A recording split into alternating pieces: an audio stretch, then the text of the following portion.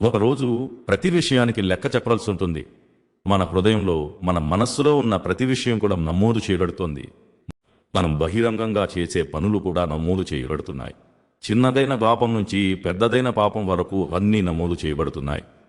అలాగే చిన్నదైన పుణ్యకార్యం నుంచి పెద్దదైన పుణ్యకార్యం వరకు అన్నీ కూడా నమోదు చేయబడుతున్నాయి. ఒకరోజు ప్రతి మనిషి తన చేసిన పనులకు లెక్క చెప్పాల్సి ఉంటుంది. కొంచెం శ్రద్ధగా వినండి.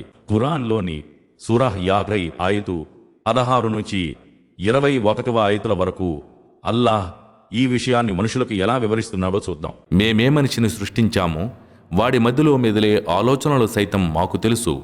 మేమతని ప్రాణనాళం కంటే కూడా అతనికి చేరువలో ఉన్నాం. తీసుకోవలసిన 2 దూతలు తీసుకోవటానికి వెళ్ళినప్పుడు ఒకతను కుడి ప్రక్కన, మరొకతను ఎడమ ప్రక్కన కూర్చుని ఉంటాడు. మనిషి నోట ఒక మాట వెలువడటమే ఆలస్యం. అతని దగ్గర ఒక పర్యవేక్షకుడు దాన్ని నమోదు చేయటానికి సిద్ధంగా ఉంటాడు. చివరికి మరణమైకం సత్య సమేతంగా రానే వచ్చింది. ఓ మనిషి, దేని పట్ల నువ్వు బెదిరి పారిపోయేవాడివో అదే ఇది. మరి శంఖం ఊదబడుతుంది.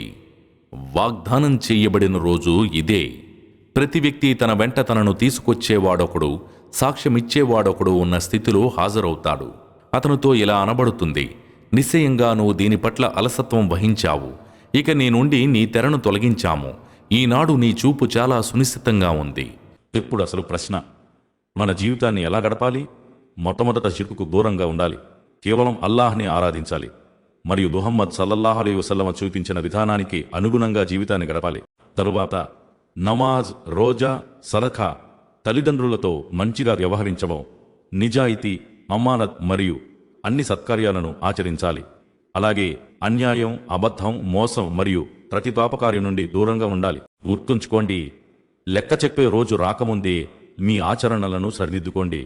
కామెంట్లో చెప్పండి, మీ ఆయతుల ద్వారా మీకేమి అర్థమైంది. ఈ సందేశం మీకు ప్రయోజనకరంగా అనిపిస్తే లైక్, ఫాలో, సబ్స్క్రైబ్ మరియు షేర్ చేసి ఈ సందేశాన్ని ఇతరులకు కూడా చేరవేయండి.